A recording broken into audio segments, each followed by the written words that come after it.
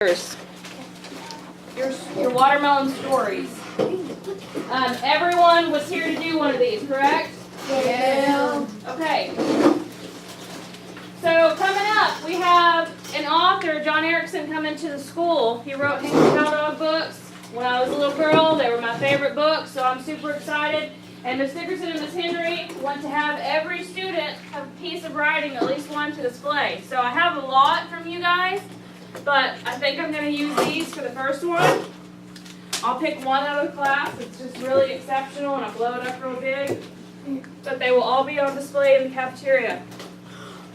So what we're going to do today, when I assigned these to you, I didn't tell you anything except for tell this story.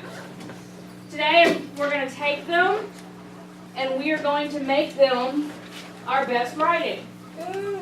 So what are some things that we use to make good writing great? What are some of our tools? Jordan? Smiley face tricks. Smiley face tricks. We use magic threes. We use repetition for effect. What else do we use, Dakota? Onomatopoeia.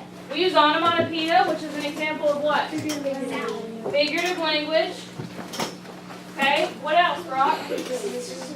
We use sensory imagery. The sensory imagery is what we as writers use to show our reader what's happening. We don't just tell them what went on. We show them with sensory imagery. We show them what they'll see and what they'll hear, what they'll feel, what they'll taste. Good. Sensory imagery. What else? Cayman? Okay, figurative language. Sensory language we use to describe sensory images. Yes. Yes, and then we also use figurative language. We use similes and metaphors, personification. Alex, Mayor. Yes, ma'am. Alex needs a blue slip. So what, yes ma'am, what I want you to do is take this paper that we started the other day. I want you to look over it, and you're going to write another draft and improve it. You're going to add some detail. You're going to add some figurative language. Add sensory imagery. I promise that the best writing that you read has all of these things. Melanie left. I want you to take a minute to read over your paper, and then I'm going to read you an example of some great writing.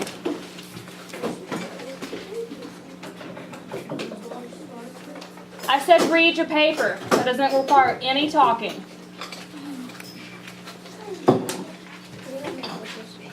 Hold on.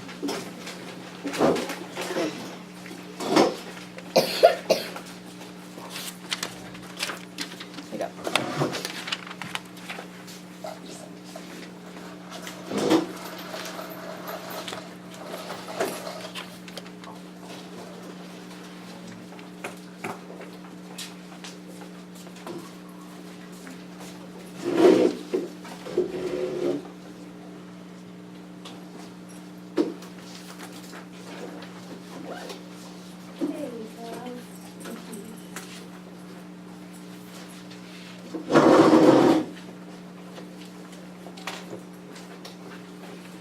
What we have to learn how to do is write like readers, read like writers. So when you're reading over your paper, you're thinking, okay, I'm telling this action, and I can see it in my head, but I'm not showing my reader how to see it in their head. I'm not showing them exactly what it is. I'm just telling them. Red flag, I need to change that. I need to elaborate. I need to add detail. I need to use some sensory language.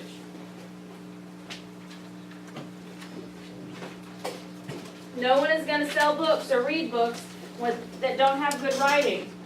Carrie, trying to shh and look comforting at the same time, ushered Dobie back under the bed where he sat hiccuping, looking like a large and very ugly doll. Anyone hear some figurative language in there?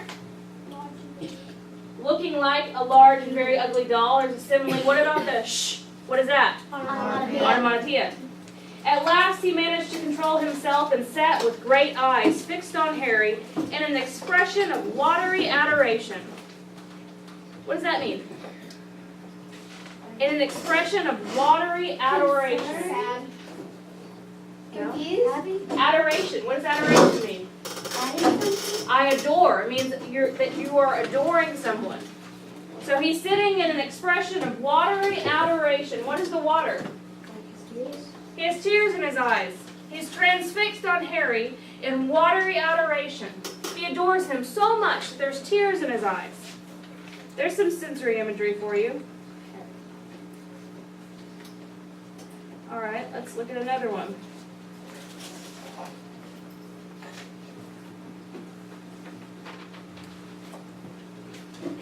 Wood was holding up a large diagram of a Quidditch field on which were drawn many lines, arrows, and crosses in different colored inks. He took out his wand, tapped the board, and the arrows began to wiggle over the diagram like caterpillars. What's that? Oh, wiggle over the symbol.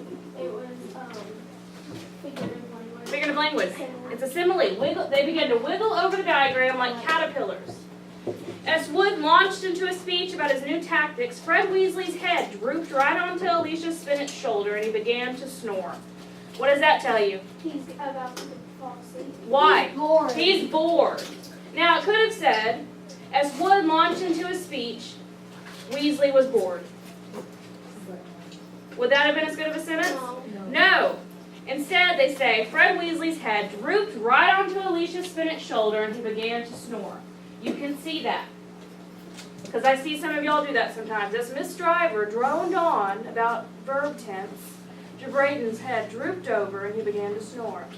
Same thing happens. More like that kind of stuff. All right, here's another example. He wasn't alone. I want you to imagine this in your head as I read it. Picture what they're saying, what they're describing, and see if you can see it in your mind.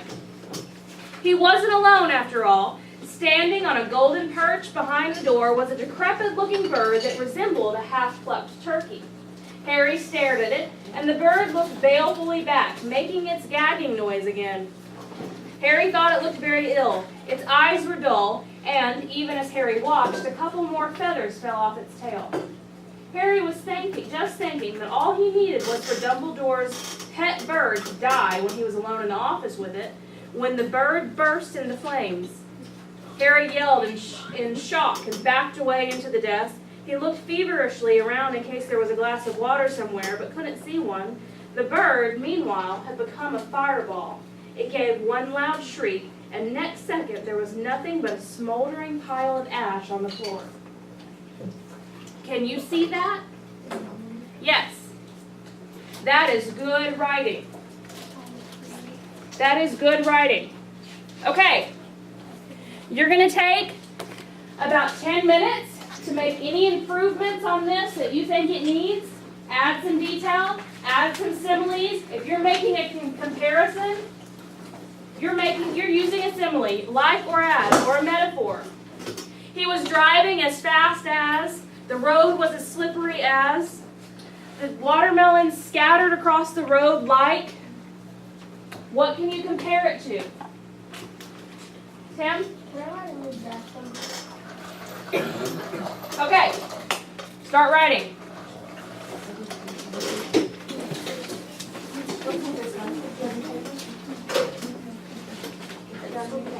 You're not talking right now, you're writing.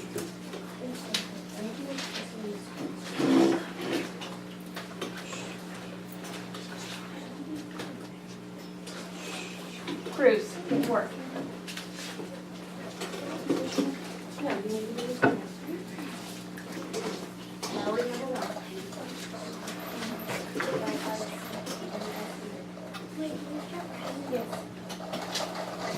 Start writing. Now, I'm not saying everything about your paper needs to change. It probably doesn't. What you're doing is adding. You're adding details. You're taking those two sentences and combining them to make a magic three. Throwing out that one sentence because it doesn't make any sense and it doesn't really belong.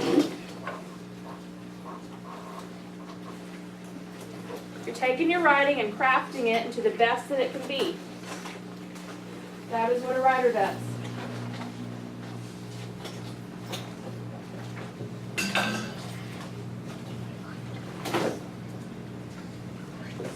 need a new piece of paper.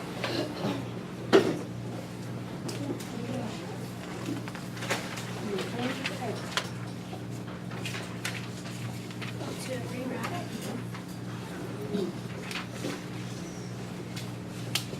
You need to make sure that in your paper you have answered who.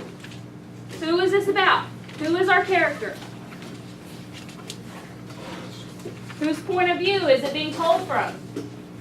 Is the narrator the watermelon holding guy? Is the narrator someone who's not in the story at all?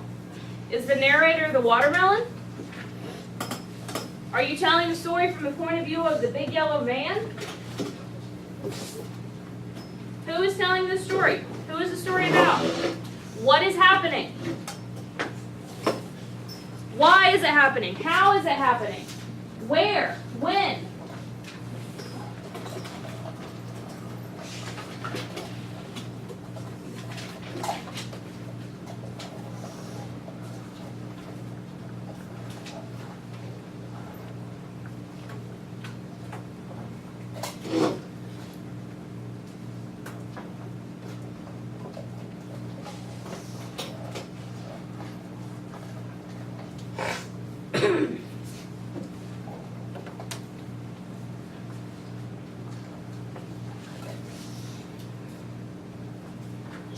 What do you spell color?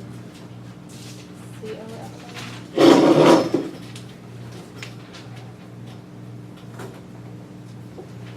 R-A-D-L. What is going on in this guy's head? What is he feeling?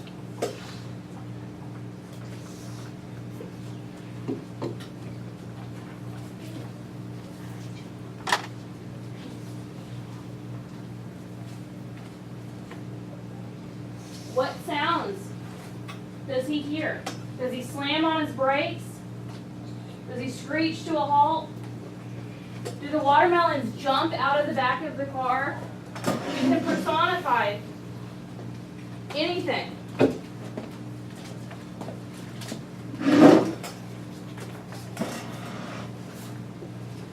Do they cry when they hit the pavement because they burst open?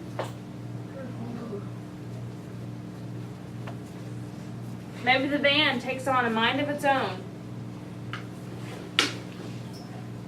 And he's trying to free the watermelons before they get eaten.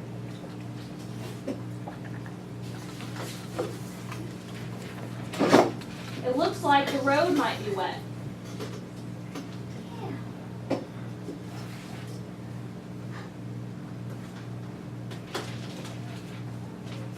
Maybe the road is slippery. What is something else that's slippery that we can compare the road to?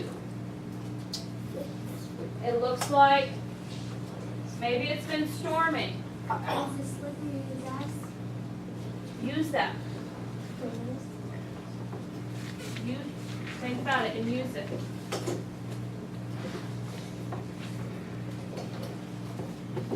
In last class, someone said that he drove faster and faster. That is repetition. That is repetition used well. That means he wasn't just driving fast, he continued to go faster and faster.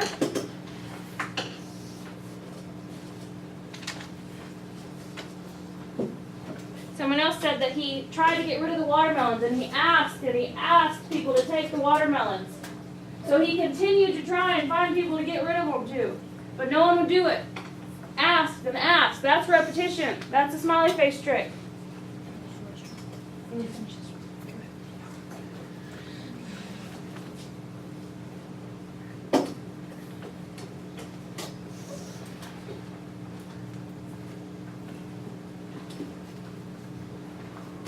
Do you have 3 actions in a row? Put them together and make a magic 3. I was late. I was in a rush. I was determined to get there on time. The road was wet. My brakes were bad. And I was afraid for the life of those watermelons. Brake stand. 3 actions. Use it. Do you have 3 adverbs?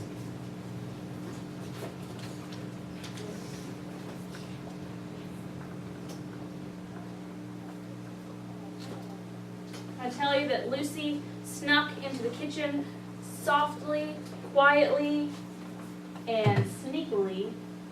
There's a magic 3. How did she sneak? Softly, quietly, sneakily. There's a magic 3. 3 adverbs. Right.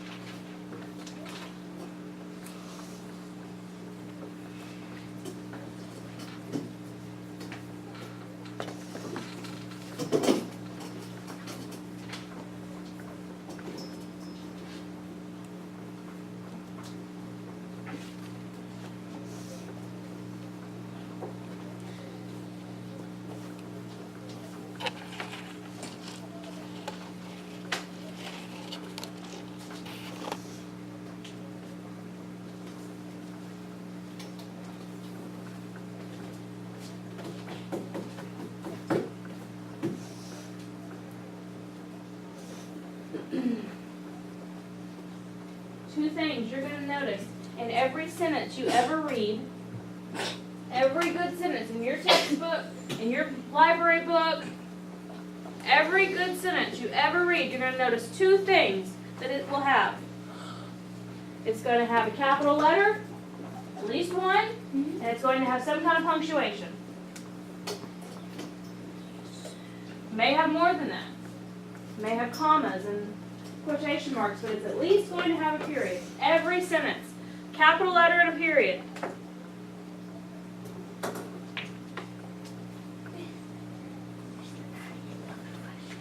Just sound it out. If you're stuck spelling a word, just sound it out. We fix that later.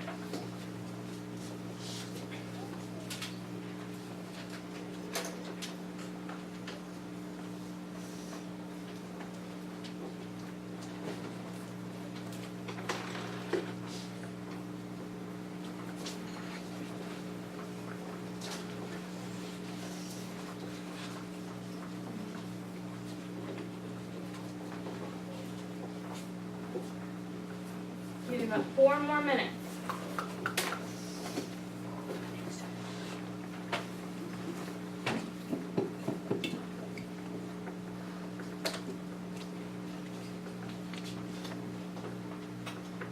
You come across a sentence, and it's just a simple sentence. He was driving. He was driving. Where was he going? How was he feeling? What was happening around him? Was he driving fast? Was he in a hurry? Was he driving slow, casually trying to get home from work so he could feast on watermelons? Was he in a mad rush because he had just robbed a watermelon farm? Or stolen a bunch of watermelon children? Was he scared because someone might catch him? Was he anxious because waiting at home were his children who were ready to have a watermelon war? How is he driving home? Show me. Right. I don't need your commentary. I need you to write.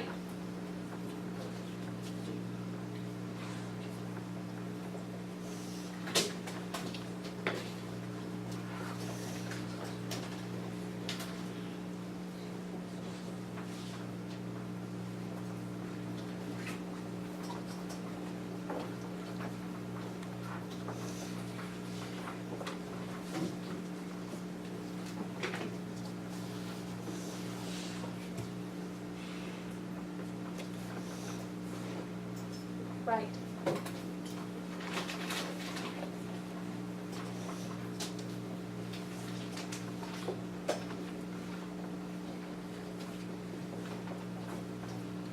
You sit and you think too much, sometimes you get caught up in your own head and you just can't get the ideas out. So you write them down, you get them down, and then we revise. That's when you throw stuff out. That's when you rearrange things. But the writing process starts with just sitting down and getting it out. We call that word vomit, remember? Get those words out of your head and onto the paper. All those ideas that you have. We sort through them later. We worry about spelling. We worry about fine-tuning and mechanics and periods and commas and all of that later. Right now, we get words down.